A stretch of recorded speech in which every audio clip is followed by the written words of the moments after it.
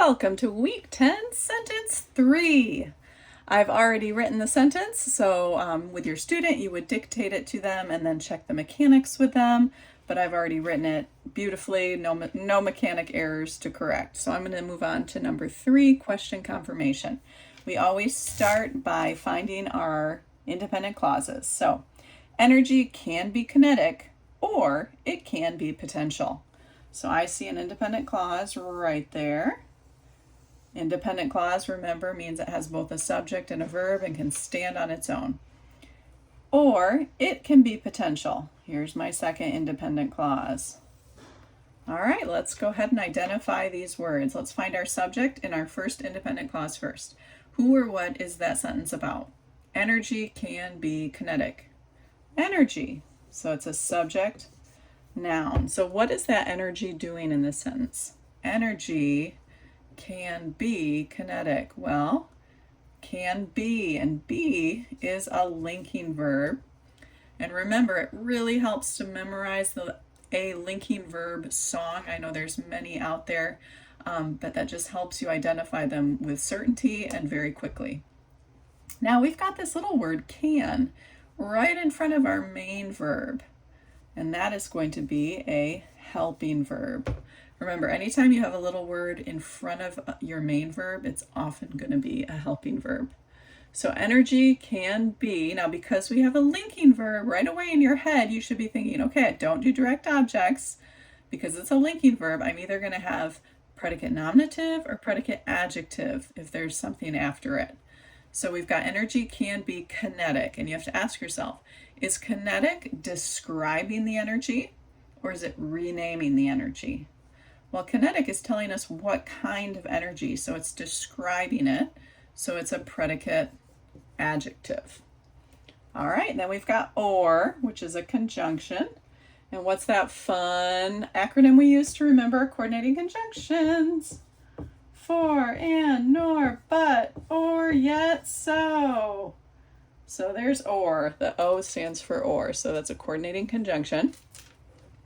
It can be potential. So what's our subject of our second independent clause? Who or what is that sentence about?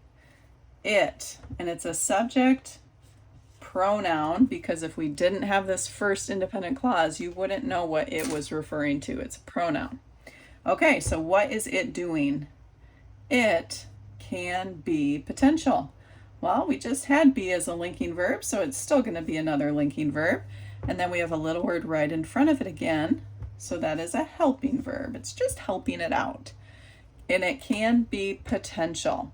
So remember, it's a linking verb, so you have to automatically think, okay, no direct objects. It's either going to be predicate nominative or predicate adjective with a linking verb. So you have to look at this word potential and ask yourself, is potential renaming it? Are it and potential synonymous? Are they the same thing? Or is it describing it? Well, it's describing it. It can be potential. So it's describing, so it's a predicate adjective. Very nice. All right, let's go on to our sentence classification. What is the structure? Well, the structure is compound because we have two independent clauses. We've got our coordinating conjunction and we've got our comma before it. And then what is the purpose? Well, we're just making two statements. Energy can be kinetic. It can be potential. Declarative. And then our pattern is SVL PA. SVL PA. All right, let's diagram it. So we always start with our horizontal vertical, which separates our subject and our verbs. So energy. Now our verb is be, but remember we have that helping verb. So you just put that helping verb right along with it. And because be is a linking verb, our predicate adjective, we always do the slanty line, not the vertical line like we do with direct objects. And then we're going to put kinetic. And there's my first independent clause. My second one, it. And then again, put can, our little helping verb, right in front of our verb. And then slanty line because be is a linking verb. Potential. Whoop. And then I've got to put my coordinating conjunction connecting my two verbs. And it's or.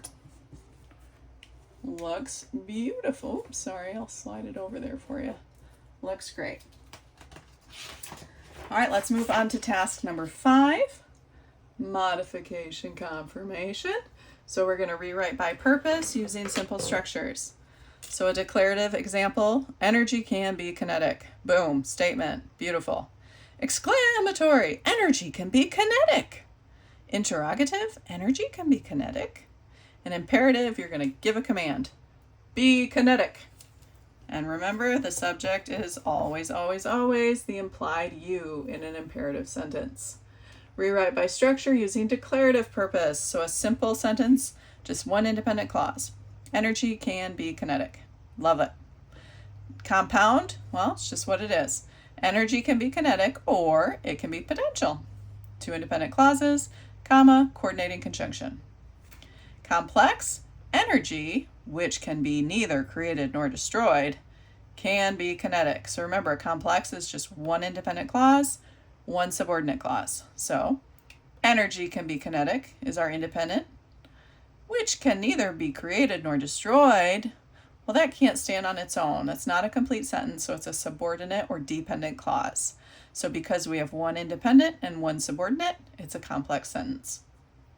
Compound complex, we're going to have 2 independent clauses, a comma, and a coordinating conjunction to make it compound, and then at least 1 or more subordinate clauses to make it compound complex.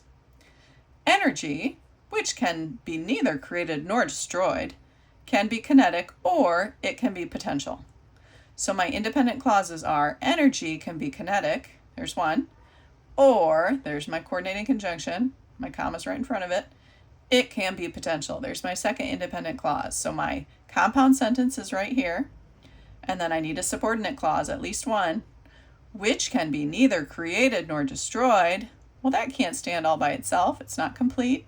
So that is a subordinate clause, which makes this sentence compound complex. All right, quid et quo. We are cruising. All right, let's start with a noun. Energy is the subject. Is it common or proper? It's common. Number is singular. Gender is neuter. Concrete or abstract? It's concrete. And here there's a little note.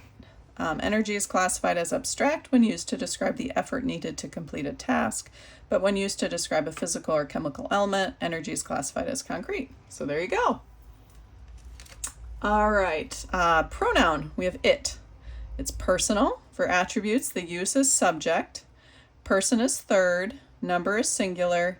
Gender is neuter. All right, let's move on to our adjectives. We have kinetic and potential. Descriptive, they're both positive. Kinetic is modifying energy. Potential is modifying it. And remember, those are predicate adjectives, but we still keep them or write them under adjectives in the quid et quo. All right, and verbs. We've got 4 because we've got those sweet little helping verbs. Can be, can be. So I think they're all going to be very similar. So we'll do both cans at the same time. So can is helping, helping. For person, it's third, third. For number, singular, singular. Voice, not applicable for both. Mood is indicative. Time is present. Form is simple.